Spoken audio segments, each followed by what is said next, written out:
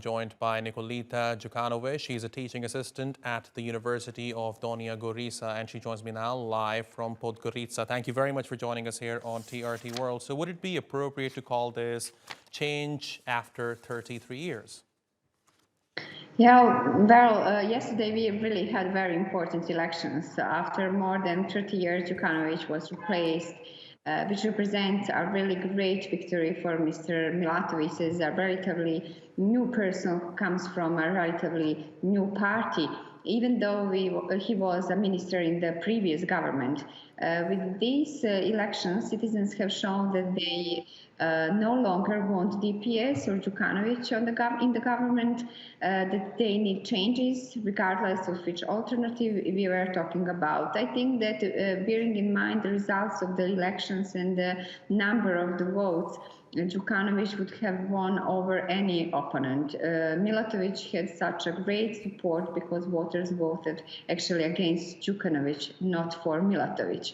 It remains to be seen whether the very ambitious goals that Milatovic promised to fulfill are really realistic, whether it is possible to reach reconciliation in Montenegro, whether he can bring Montenegro into the EU for only 5 years, as he promised last night. I think as long as Milatovic is sincere and he has the political will and knowledge to do so, there are many obstacles to do that, especially when we see the influence of the Serbian Orthodox Church in Montenegro, to which he is inclined, and then when we see the partners with whom he may have to form the government, future government, because many of these parties are actually against EU integrations and EU values, although they said that they want to see Montenegro in the European Union.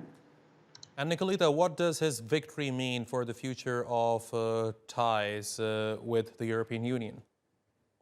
Well, I hope that the changes will really come in Montenegro, since on the last parliamentary elections 2020 we had actually the first change of the government after the 30 years in the governmental level, but we didn't see any results in the EU integrations, unfortunately.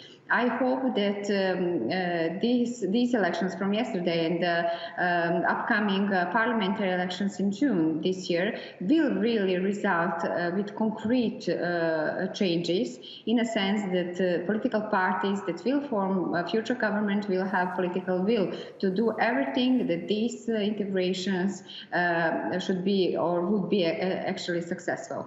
Although I'm so skeptical, I'm not sure that in Montenegro we have any political party that has political will or capacities or knowledge to do that. Because in Montenegro, I think the political parties are not so democratized. They don't want to force EU integrations and the processes of EU integrations. They actually want to have just the power to abuse potentials of this power. But I hope that the changes will really come in Montenegro after more than 35 years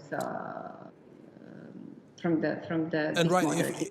If I can add one question to that, if you were to name one factor that resulted in the defeat of Djukanovic, what would that be? Would it be the corruption allegations, the mishandling of the coronavirus pandemic, or economic mismanagement? No, I think that two reasons are the main for the Milatovic victory. The first one is related to the opponents of Djukanovic. Actually, so many voters that were in the previous period for his party and his governance now are actually against him because so many corruption affairs are related to his DPS, his party, and the members of this party. So corruption, nepotism, so many problems that were part of his governance. And the second reason is economic issues, actually economic promises that Milatovic said in the campaign and in the previous period. As I have already mentioned, he was a minister in the last government. He was a minister of finance, and he was one of the, one of the responsible persons in this government that launched program Europe Now that actually make salaries in Montenegro higher. And I think that the people and the voters actually elected these issues, these promises, economic promises, in a sense that we have really big economic and financial crisis in the country, and the voters really want to change these problems in this level. All right, Nikoleta Djukanovic, thank you very much for talking to us here on TRT World. Really appreciate your taking out the time.